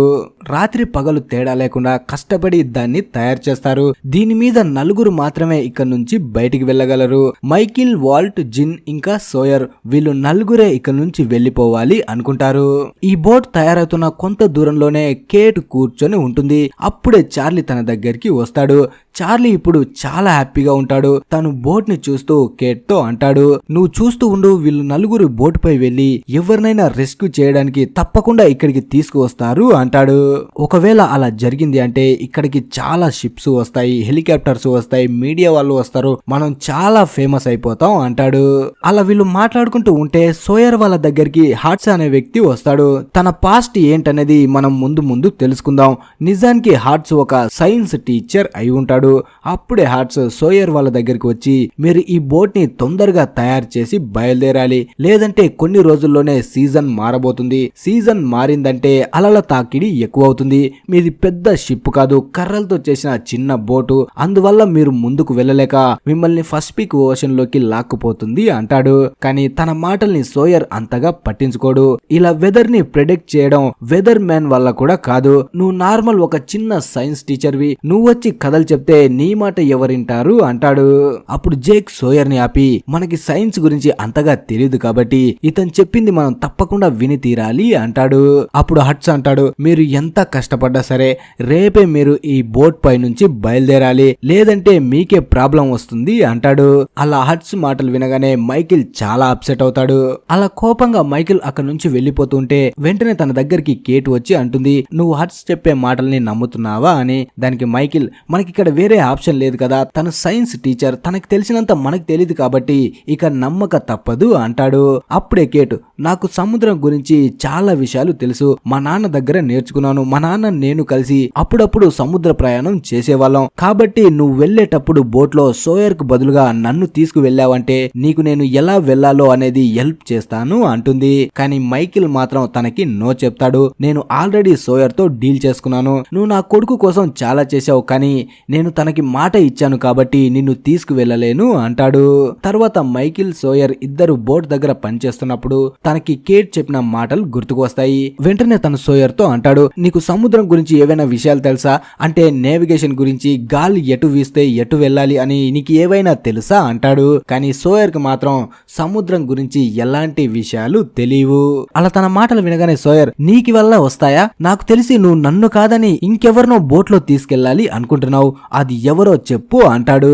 అప్పుడే మైకిల్ కేట్ గురించి చెప్తాడు. దాంతో సోయర్ కి పిచ్చ కోపం వస్తుంది. ఆ కోపంలో వెంటనే కేట్ దగ్గరికి వస్తాడు. ఇప్పుడు కేట్ తన ఫేక్ ఐడిని తయారు చేస్తూ ఉంటుంది. అప్పుడే సోయర్ కోపంగా కేట్ తో అంటాడు, నువ్వు నా ప్లేస్ ని ఎందుకు తీసుకోవాలనుకున్నావు అని. కానీ కేట్ కి మాత్రం ఏమీ అర్థం కాదు. మళ్ళీ సోయర్, నాకు తెలుసు నువ్వు ఎవరు అనేది. ఆ రోజు ఫ్లైట్ లో ఆ పోలీస్ ఆఫీసర్ తీసుకువెళ్తుంది నిన్నే. నువ్వే ఆ క్రిమినల్వి. ఈ విషయం నాకు తెలుసు అని ఇక్కడ ఉన్న ఎవ్వరికి చెప్పలేదు. నువ్వు ఇంత తొందరగా ఈ బోట్ లో ఎందుకు బయటికి వెళ్ళాలనుకుంటున్నావో నాకు బాగా తెలుసు. నువ్వు ఎవ్వరికంట పడకుండా ఇక్కడ నుంచి తప్పించుకోవాలి అనుకుంటున్నావు. ఈ నిజం నాకు తెలుసన్న విషయం ఇక్కడ ఉన్న ఎవ్వరికి చెప్పను. కానీ నా ప్లేస్ ను నువ్వు తీసుకోవాలనుకుంటే మాత్రం కథ వేరేలాగుంటది అంటాడు. అలా అక్కడి నుంచి వెళ్లిపోతూ ఉంటే కేట్ కూడా కోపంగా సోయర్ తో అంటుంది, చూడు సోయర్, నేను ఏదైనా చెయ్యాలనుకుంటే, నీ ప్లేస్ ని తీసుకోవాలనుకుంటే నీకు చెప్పి చేయను. నేను ఏం చేసైనా సరే ఆ ప్లేస్ ని తీసుకోగలను అని అక్కడి నుంచి వెళ్లిపోతుంది. తర్వాత అడవిలో ఉన్న సయ్యద్ కనిపిస్తాడు. తను జేక్ ని ఎక్కడికో తీసుకువెళ్తూ ఉంటాడు. అందుకే జేక్ తనకి అర్థం కాక నన్ను ఎక్కడికి తీసుకువెళ్తున్నావు అంటాడు. కానీ సయ్యద్ మాత్రం కొంతసేపు ఓపిక పట్టు, నీ కళ్ళతో నువ్వే చూడొచ్చు అంటాడు.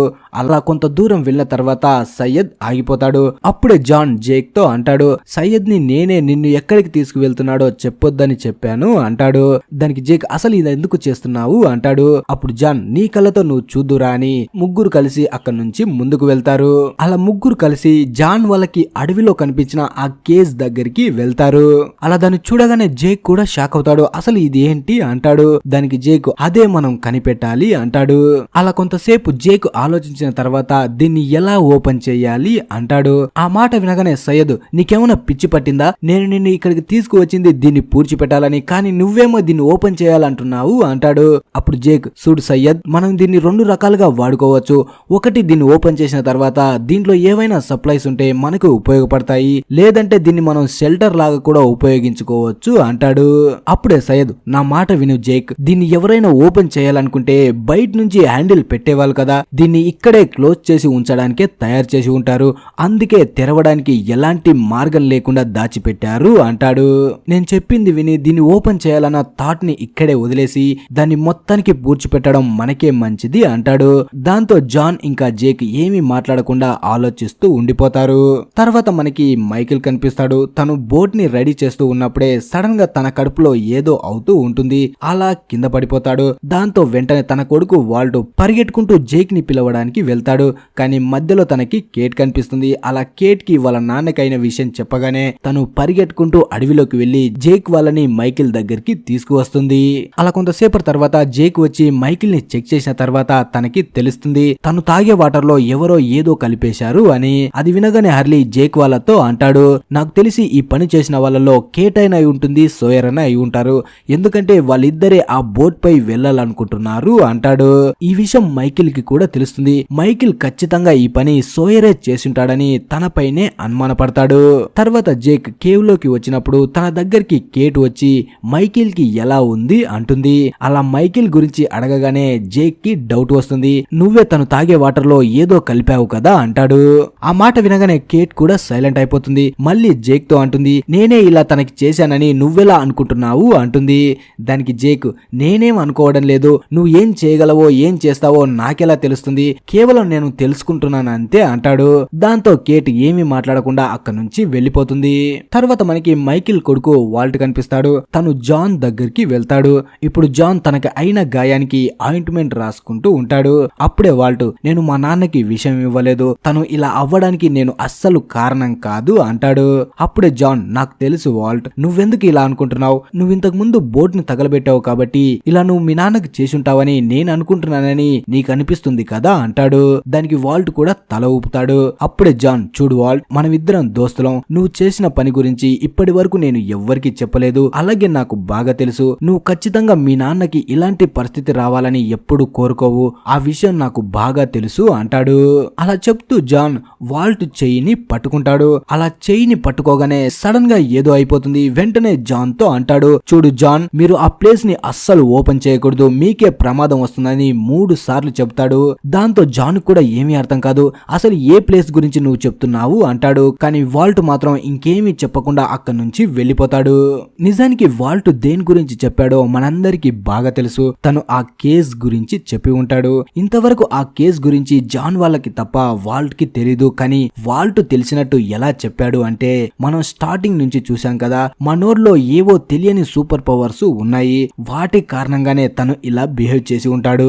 తర్వాత మైకిల్ కనిపిస్తాడు. ఇప్పుడు తన ఆరోగ్యం నెమ్మదిగా నార్మల్ అవుతూ ఉంటుంది. అప్పుడే సోయర్ తన కోసం జ్యూస్ తీసుకొని వస్తాడు. కానీ సోయర్ ని చూడగానే మైకిల్ కి చాలా కోపం వస్తుంది. ఇప్పుడు నేను నా బోటుపై అస్సలు తీసుకువెళ్ళను అంటాడు. తను ఎందుకలా అంటున్నాడో సోయర్ కి ఏమీ అర్థం కాదు. నన్నెందుకు తీసుకువెళ్ళావు అంటాడు. దానికి మైకిల్, ఎందుకంటే నువ్వు నన్ను చంపాలనుకున్నావు. నన్ను చంపాలనుకున్నప్పుడు నువ్వు క్రిమినల్ అవుతావు. ఒక క్రిమినల్ ని నా బోటుపై నేను అస్సలు తీసుకువెళ్ళను అంటాడు. ఆ మాట వినగానే సోయర్ కి ఇంకా కోపం వస్తుంది. అయితే ఇప్పుడు నిజం తెలియాల్సిన సమయం వచ్చిందని అక్కడే ఉన్న కేట్ దగ్గరికి వెళ్లి తన బ్యాగ్ ని లాక్కొని తను ఇంతకు ముందు తయారు చేసిన తన ఫేక్ ఐడిని అందరికి చూపిస్తాడు. కేట్ అలా చేయకని సోయర్ ని చాలా అడుగుతుంది. కానీ సోయర్ అస్సలు వినడు. నిజానికి తను స్టార్టింగ్ లో నీళ్ళలో పడి చనిపోయిన లేడీ ఐడితో తన ఫేక్ ఐడిని క్రియేట్ చేసి ఉంటుంది. అలా అక్కడ ఉన్న అందరికి కేట్ గురించి తెలిసిపోగానే ఇక కేటే అందరికి తను ఇంతకు ముందు ఏం చేసేదో అన్ని విషయాలు చెప్తుంది. నిజానికి తను ఒక క్రిమినల్ ని ఆ రోజు ఫ్లైట్ లో పోలీస్ ఆఫీసర్ తీసుకువెళ్తుంది నన్నే అంటుంది. ఈ బోట్ పై ఎందుకు వెళ్ళాలనుకుంటున్నానంటే జైలుకి వెళ్లకుండా తప్పించుకోవడానికి అంటుంది. అలా ఇప్పుడు కేట్ కూడా క్రిమినల్ అని తెలియగానే మైకిల్ ఇప్పుడు కేట్ ని కూడా తీసుకువెళ్ళాడు. ఇప్పుడు మనం కేట్ గతం గురించి తెలుసుకుందాం. ఇప్పుడు కేట్ ఒక హోటల్ లోపలికి వస్తుంది. తను ఏదో చేసింది, అందుకే పోలీసుల నుంచి తప్పించుకోవడం కోసం ప్లేసులు మారుతూ తిరుగుతూ ఉంటుంది. అలాగే కేట్ కి టామ్ అనే ఫ్రెండ్ కూడా ఉంటాడు. తను ఒక డాక్టర్. తనని కలవడానికి వెళ్తుంది. ఈ టామ్ కేట్ ఇద్దరు చిన్నప్పటి నుంచి దోస్తులు. ఇద్దరి మధ్య ప్రేమ కూడా ఉంటుంది. కానీ వాళ్ళు పెరిగే కొద్దీ పరిస్థితులు మారిపోవడం వల్ల ఎప్పటికీ ఇద్దరు ఒకటి కాలేరు.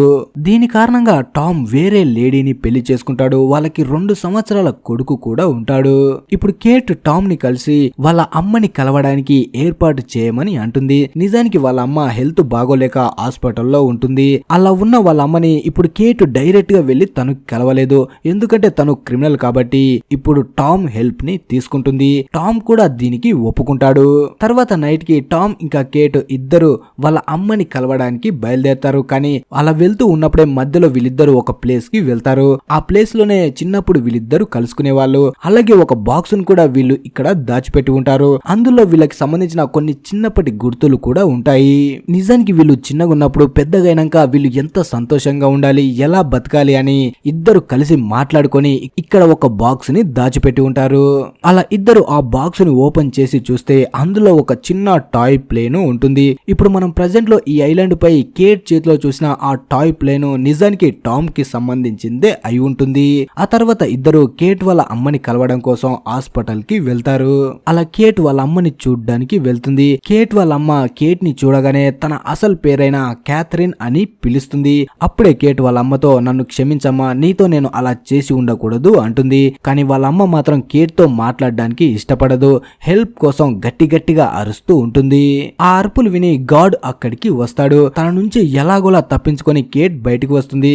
అప్పుడే టామ్ కేట్ ని తీసుకొని అక్కడి నుంచి వెళ్ళిపోతాడు. కానీ పోలీసులు వాళ్ళని చేజ్ చేస్తూ ఉంటారు. ఈ చేజింగ్ లోనే వాళ్ళ కారుకి యాక్సిడెంట్ కూడా అవుతుంది. ఆ యాక్సిడెంట్ లో కేట్ బతికిపోతుంది. కానీ టామ్ అక్కడే చనిపోతాడు. అలా చనిపోయిన టామ్ ని చూసి కేట్ చాలా బాధపడుతుంది. వెంటనే అక్కడి నుంచి ఆస్ట్రేలియాకి పారిపోతుంది. ఆస్ట్రేలియాకి వచ్చిన తర్వాత ఏం జరిగిందో మనం ముందే చూసేసాం. పోలీస్ ఆఫీసర్ తనని అరెస్ట్ చేసి ప్లేన్ లో తీసుకువెళ్తూ ఉంటే ప్లేన్ ఈ ఐలాండ్ పై క్రాష్ అయింది. తర్వాత మళ్ళీ ఐలాండ్ పైకి వస్తే సనా ఒంటరిగా నిలబడి జిన్ ని చూస్తూ ఉంటుంది. అప్పుడే జేక్ తన దగ్గరికి వస్తాడు. నిజానికి జిన్ సనాని ఒంటరిగా ఇక్కడ వదిలేసి తను మైకిల్ వాళ్ళతో కలిసి అక్కడి నుంచి బోట్ లో వెళ్లిపోవాలి అనుకుంటాడు. అప్పుడే జేక్ సనాతో అంటాడు, నాకు తెలుసు సనా, నువ్వు ఎంత బాధపడుతున్నావో. నీ భర్తని ఆపడం కోసం నువ్వే ఆ బాటిల్లో విషాన్ని కలిపావని నాకు తెలుసు. కాకపోతే ఆ బాటిల్ మారిపోయి మైకిల్ తాగేశాడు అంటాడు. ఆ మాట వినగానే సనా ఏడుస్తూ, నేను చేసింది తప్పే, కానీ నేను ఎవ్వరిని బాధ పెట్టాలి, ఎవ్వరిని గాయపరచాలి అనుకోలేదు. నేను కేవలం నా భర్తని ఇక నుంచి వెళ్లకుండా ఆపాలి అనుకున్నాను. దానికోసం ఇదంతా చేశాను అంటుంది. అప్పుడు మైకిల్, నువ్వేం బాధపడకు సనా, ఇప్పుడు ఎవ్వరికి ఏం అవ్వలేదు కదా అంటాడు.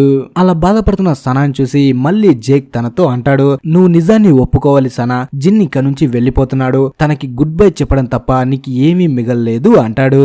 తర్వాత నైట్ మైకిల్ దగ్గరికి వాల్ట్ వచ్చి తనే ఆ రోజు బోట్ ని తగలబెట్టిందని నిజం చెప్పేస్తాడు. కానీ మైకిల్ మాత్రం తన కొడుకుని ఏమీ అనడు, ఎందుకంటే తను అర్థం చేసుకుంటాడు ఈ ఐలాండ్ పై నుంచి వాల్ట్ వెళ్ళకూడదు, వాళ్ళిద్దరు ఇక్కడే కలిసి ఉండాలని ఇదంతా చేశాడు అని.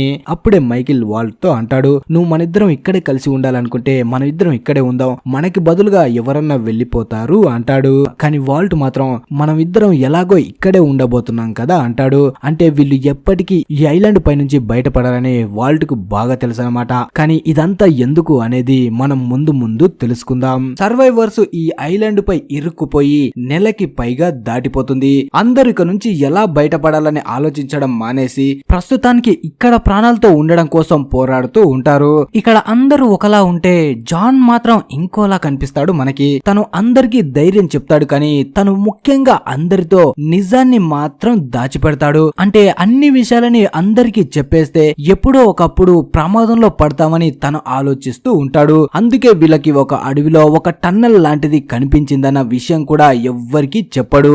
అలాగే తనతో పాటు తన జిగిరి శిష్యుడైన బూన్ ని కూడా ఇంకెవ్వరికి ఈ విషయాన్ని చెప్పకుండా ఆపుతాడు. ఇప్పుడు జాన్ ఇంకా బూన్ ఇద్దరు రోజు లాగే అడవిలోకి వచ్చి వాళ్ళు చూసిన ఆ ప్లేస్ లో ఉన్న ఐరన్ చుట్టుపక్కల మొత్తం మట్టిని బయటికి తీస్తే అక్కడ ఒక కేజ్ లాంటిది కనిపిస్తుంది. దాన్ని ఎలా ఓపెన్ చేయాలో ఇద్దరికి ఏమీ అర్థం కాదు.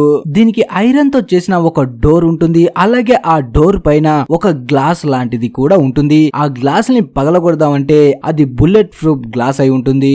ఇక లాస్ట్ కి జాన్ తన తెలివిని ఉపయోగించి ఒక దాన్ని తయారు చేస్తాడు. దీని సహాయంతో ఫోర్స్ గా ఆ గ్లాస్ పైన ప్రెషర్ చేస్తే ఆ గ్లాస్ పగిలిపోతుంది అని.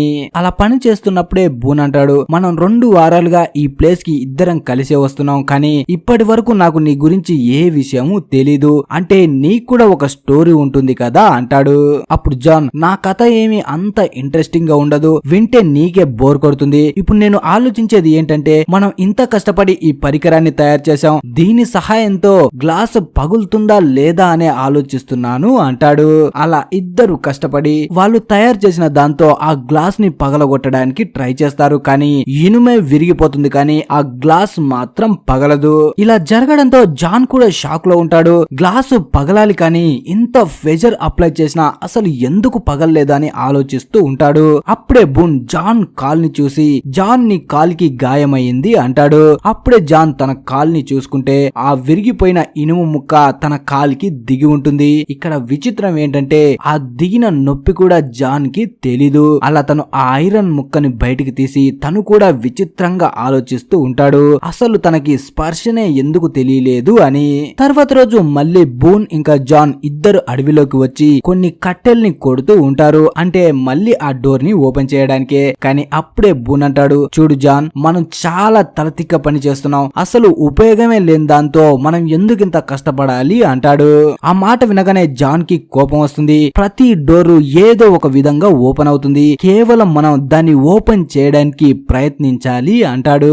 అలా మళ్ళీ దాన్ని ఓపెన్ చేయడానికే ట్రై చేస్తూ ఉంటాడు. కొంతసేపటి తర్వాత బూన్ అడవిలోకి వెళ్లి మళ్ళీ జాన్ దగ్గరికి వచ్చి తనని ఎలా పడితే అలా మాట్లాడుతూ ఉంటాడు. నీ వల్ల అస్సలు అవ్వదు, నువ్వు ముసల్నా కొడుకువి, నువ్వు దీన్ని ఓపెన్ చేయాలనుకోవడం మంచిదే, కానీ నీలో అంత దమ్ము లేదు అంటాడు. ఆ మాట వినగానే జాన్ కి ఇంకా కోపం వస్తుంది. మనకి ఈ ఐలాండ్ ఏదో ఒక మార్గాన్ని చూపిస్తుంది అంటాడు. ఆ మాటకి బూన్ ఇంకా ఎగతాళి చేస్తూ ఎలాంటి మార్గాన్ని చూపిస్తుంది, మనం ఇక్కడే పడి చావమని చూపిస్తుందా అంటాడు. అలా వీళ్ళు మాట్లాడుకుంటూ ఉన్నప్పుడే సడన్ గా వీళ్ళ ముందు నుంచి ఒక ప్లేన్ క్రాష్ అవుతుంది. ఇది వీళ్ళ ప్లేన్ కాదు, వేరే ప్లేన్ అయి ఉంటుంది. అప్పుడే జాన్ అంటాడు, చూడు బూన్, నేను చెప్పాను కదా మనకి ఏదో ఒక మార్గం దొరుకుతుందని, ఇప్పుడే ఒక ప్లేన్ క్రాష్ అయింది చూడు అంటాడు. కానీ తన ముందు ఉన్న బూన్ ఇప్పుడు గాయాలతో ఉంటాడు. తనని చూడగానే జాన్ కూడా షాక్ అవుతాడు, అసలు ఇక్కడ ఏం జరుగుతుంది అని. సడన్ గా జాన్ మళ్ళీ తన వీల్ చైర్ లో కూర్చొని ఉంటాడు. అప్పుడు జాన్ కి ఏమీ అర్థం కాక ఆ వీల్ చైర్ నుంచి లేవడానికి చాలా ట్రై చేస్తాడు. అప్పుడే సడన్ గా జాన్ నిద్రలోంచి బయటికి వస్తాడు, అంటే ఇదంతా తను కలగని ఉంటాడు. అలా ఇప్పుడు జాన్ చాలా టెన్షన్ లో ఉంటాడు. వెంటనే బూన్ దగ్గరికి వెళ్లి తన నిద్ర లేపి ఇద్దరు కలిసి అడవిలోకి బయలుదేరతారు. అలాగే జాన్ తనకు వచ్చిన కల గురించి బూన్ తో చెప్తాడు. నేను కలలో ఒక ప్లేన్ క్రాష్ అవ్వడం చూశాను, కాకపోతే అది నాకు రియల్ గా జరిగినట్టు అనిపిస్తుంది, మనం అది క్రాష్ అయిన ప్లేస్ కు వెళ్తే అది నిజమో కాదో తెలిసిపోతుంది అంటాడు. కానీ బూన్ కి మాత్రం నమ్మకం ఉండదు. అది కల మాత్రమే, కలలో వచ్చేవి అన్ని నిజం కావు అంటాడు. అప్పుడే జాన్ టెరెసా ఎవరు, టెరెసా మెట్ల మీద నుంచి పడిపోతుందని నువ్వు మాటి మాటికి చెప్తున్నావు అంటాడు. ఆ మాట వినగానే బూన్ కూడా షాక్ అవుతాడు. ఈ విషయం నీకెలా తెలిసింది అంటాడు. దానికి జాన్ నాకు వచ్చిన కలలో నువ్వు ఇదే విషయాన్ని మాటి మాటికి చెప్తున్నావు అంటాడు. ఆ తర్వాత ఇద్దరు కలిసి ప్లేన్ ఎటుపక్క క్రాష్ అయిందో అటుపక్కకి బయలుదేరతారు. అలా ఇద్దరు కలలో క్రాష్ అయిన ప్లేన్ ని వెతుక్కుంటూ బయలుదేరతారు. దారి మధ్యలో బూన్ జాన్ తో అంటాడు, నీ మైండ్ బాగానే పనిచేస్తుందా, లేకపోతే ఇక్కడ ఇరుక్కుపోయామనే బాధలో ఏదేదో మాట్లాడుతున్నావా అంటాడు. అయినా కూడా జాన్ వినకుండా ముందుకు వెళ్తూ ఉంటాడు. అలా వెళ్తూ ఉన్నప్పుడే దారి మధ్యలో తనకి క్రాస్ దొరుకుతుంది. దాన్ని చూడగానే బూన్ అనుకుంటాడు, ఇక్కడ ఉన్న మన వాళ్ళదే ఎవరిదన్నా అయి ఉంటుంది ఇది అని. అలా ఇద్దరు ఆ క్రాస్ ని చూసి పైనుంచి ఒక డెడ్ బాడీ కిందకి పడుతుంది. ఆ డెడ్ బాడీని చూస్తే వీళ్ళకి అర్థమవుతుంది ఈ క్రాస్ తనదే అని. అలాగే తన డ్రెస్ ని చూస్తే మనకి తను ఒక ప్రీస్ట్ అని అర్థమవుతుంది. తన జేబులో ఒక గన్ను, ఒక పెన్ను, ఇంకా ఒక నైఫ్ దొరుకుతాయి. అలాగే మొత్తం డెడ్ బాడీ చెక్ చేస్తూ ఉన్నప్పుడే కొన్ని పైసలు కూడా దొరుకుతాయి. ఈ పైసలు నైజీరియాకి సంబంధించినవి అయి ఉంటాయి. ఆ డెడ్ బాడీని, ఆ కరెన్సీని చూసిన తర్వాత జాన్ అనుకుంటాడు, నైజీరియా నుంచి వచ్చిన ప్రీస్ట్ ఈ ఐలాండ్ పై ఏం చేస్తున్నాడు అని. అలాగే ఇది 10 సంవత్సరాల క్రితం డెడ్ బాడీ అనుకుంటారు. ఆ తర్వాత ఇద్దరు అక్కడి నుంచి బయలుదేరతారు. అలా వెళ్తూ ఉన్నప్పుడే మాటి మాటికి జాన్ కాలు స్లిప్ అయి కింద పడుతూ ఉంటాడు. అంటే మెల్లమెల్లగా తన కాలు చచ్చుబడిపోతూ ఉంటుంది. అలాంటి పరిస్థితిలో ఉన్న జాన్ ని చూడగానే బూన్ కూడా కంగారు పడిపోతాడు. అసలు నీకేమైందో నిజం చెప్పు జాన్ అంటాడు. దాంతో జాన్ అసలు నిజాన్ని చెప్తాడు. నేను ఈ ప్లేన్ తో పాటు ఇక్కడ క్రాష్ అవ్వడానికి ముందు వీల్ చైర్ లో ఉండేవాని. గత 4 సంవత్సరాలుగా నేను వీల్ చైర్ లోనే ఉన్నాను అంటాడు. కానీ ఎందుకో ఏమైందో తెలీదు, ఈ క్రాష్ తర్వాత ఈ ఐలాండ్ పైన నాకు 2 కాళ్ళు తిరిగి వచ్చాయి. ఇప్పుడు మెల్లమెల్లగా ఈ ఐలాండ్ ఇచ్చిన కాళ్ళని మళ్ళీ వెనక్కి తీసేసుకుంటుంది అంటాడు. ఇక్కడికి నేను రావడానికి ముందు చాలా విషయాలని నా కలలో చూశాను. అవి చూశాను కాబట్టే నేను ఇక్కడికి వచ్చిన తర్వాత కూడా అన్నిటిని నమ్ముతున్నాను. నా మాటలు నీకు విచిత్రంగా అనిపించవచ్చు, కానీ నువ్వు కూడా కలలో అవి చూసి ఉంటే నమ్మేవాడివి. మన ప్లేన్ ఈ ఐలాండ్ పై క్రాష్ అవ్వడం, నాకు కాళ్ళు తిరిగి రావడం, అలాగే మనకి ఆ కేజ్ దొరకడం అన్నిటికీ ఒక లింక్ ఉంది. ఏదో మహత్ కార్యం కోసమే మనం ఇక్కడ ఇరుక్కుపోయాము అంటాడు. తను ఏం చెప్తున్నాడో నిజంగానే బూన్ కి ఏమీ అర్థం కాదు. అప్పుడే బూన్ జాన్ తో అంటాడు, టెరెసా ఎవరో కాదు, మా అమ్మమ్మనే. నాకు 6 సంవత్సరాలు ఉన్నప్పుడు తనని నేను మెట్లపై నుంచి తోసేశాను. తను అప్పుడే చనిపోయింది అంటాడు. ఆ మాట వినగానే జాన్ నవ్వుతూ ఉంటాడు. దాంతో బూన్ కి చాలా కోపం వస్తుంది. ఎందుకు అంతలా నవ్వుతున్నావు అంటాడు. కానీ జాన్ నవ్వింది వాళ్ళ అమ్మమ్మ గురించి తెలుసుకొని కాదు, తన వెనకే ఒక ప్లేన్ ని చూపిస్తాడు. అంటే కలలో క్రాష్ అయిన ఆ నైజీరియన్ ప్లేన్ అదే అయి ఉంటుంది. ఇప్పుడు జాన్ పైకి లేవలేడు కాబట్టి వెంటనే బూన్ ని ఆ ప్లేన్ దగ్గరికి వెళ్లి చూడమని చెప్తాడు. అలా బూన్ పాక్కుంటూ ప్లేన్ లోపలికి వెళ్లి చూస్తే అక్కడ ఏమీ ఉండవు, కేవలం కొంత డ్రగ్స్ మాత్రమే ఉంటుంది. అంటే ఈ నైజీరియన్స్ స్మగ్లర్స్ అయి ఉంటారు. తర్వాత బీచ్ దగ్గర ఉన్న వాళ్ళు కనిపిస్తారు. అప్పుడే సోయర్ సనా దగ్గరికి వచ్చి ఒక ఆకుని చూపిస్తూ, ఈ ఆకు తలనొప్పికి పనిచేస్తుందా, నాకు తల బాగా నొస్తుంది, దీన్ని వాడొచ్చా అంటాడు. అప్పుడే సనా తన చేతిలో ఉన్న ఇంకో ఆకుని చూపిస్తూ దీన్ని వాడు అంటుంది. దానికి సోయర్ కరెక్టే చెప్తున్నావు కదా, తర్వాత ఏమన్నైతే నేను పైకి పోతాను అంటాడు. ఆలోపే కేట్ కూడా అక్కడికి వస్తుంది. దాంతో సోయర్ ఇంకేమీ మాట్లాడకుండా అక్కడి నుంచి వెళ్లిపోతాడు. తర్వాత కేట్ సనా దగ్గరికి వచ్చి సోయర్ కు ఉన్న ప్రాబ్లం గురించి తెలుసుకుంటుంది. వెంటనే జేక్ దగ్గరికి వెళ్లి, నువ్వు ఒకసారి సోయర్ దగ్గరికి వెళ్లి తనని చెకప్ చేయాలి, తనకి చాలా తలనొప్పి వస్తుందంట, అంటే తనకి ఆరోగ్యం బాగోలేదేమో అంటుంది. కానీ జేక్ మాత్రం సోయర్ దగ్గరికి వెళ్లాలనుకోడు. ఎందుకంటే ఏ కారణంతో వాడి దగ్గరికి వెళ్ళినా సరే వాడు రివర్స్ లో మనపైనే పంచులు వేస్తూ ఉంటాడు, ఏది పడితే అది వాగుతూ ఉంటాడు, అందుకే వాడంటే నాకు అస్సలు నచ్చదు అంటాడు.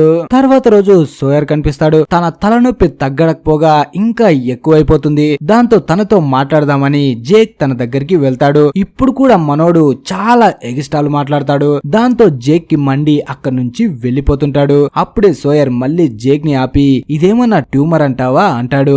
అప్పుడు జేక్, ట్యూమరా, ఇలా ఎందుకు నీకు అనిపించింది అంటాడు. దానికి సోయర్, ఎందుకంటే మా అంకుల్ కూడా ఈ బ్రెయిన్ ట్యూమర్ తోటే చనిపోయాడు, నాకు కూడా అలాంటిదేమైనా వచ్చిందేమో అని భయం వేస్తుంది అంటాడు.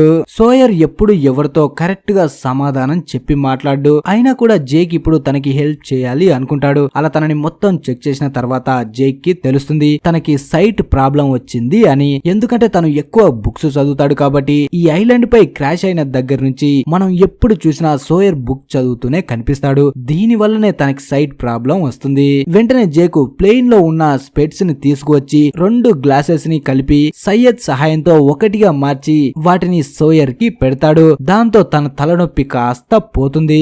అయినా కూడా మనోడు జేక్ కి థ్యాంక్స్ అని కూడా చెప్పడు. తర్వాత జాన్ వాళ్ళు కనిపిస్తారు. ఇప్పుడు బూన్ చాలా కష్టపడి నైజీరియన్ ప్లేన్ లోపలికి వెళ్తాడు. కానీ ఆ ప్లేన్ సరిగ్గా ఎత్తైన ప్లేస్ లో క్రాష్ అయి ఉంటుంది. అది కదులుతున్నప్పుడల్లా కిందకి పడిపోవడానికి వస్తూ ఉంటుంది. దానివల్ల తను చాలా ఇబ్బంది పడుతూ ఉంటాడు. అప్పుడే కింద ఉన్న జాన్ వెంటనే బయటికి వచ్చామని అరుస్తాడు. కానీ అప్పుడే బూన్ కి ఆ ప్లేన్ లోపల ఒక రేడియో కనిపిస్తుంది. వెంటనే దాని దగ్గరికి వెళ్లి బయట ఉన్న వాళ్ళకి మెసేజ్ ని పంపిస్తాడు. ఆ మెసేజ్ కి రిప్లై కూడా వస్తుంది. కానీ ఆ లోపే ప్లేన్ కిందకి పడిపోతుంది. ఆ తర్వాత వెంటనే జాన్ ఆ ప్లేన్ లోకి వెళ్తే బూన్ చాలా గాయపడి ఉంటాడు. ఇప్పుడు జాన్ కాళ్ళు కూడా పనిచేయడం ఆగిపోయేటట్టు ఉంటుంది. అయినా కూడా చాలా కష్టపడి బూన్ ని ఎత్తుకొని కేవ్ దగ్గరికి తీసుకువస్తాడు.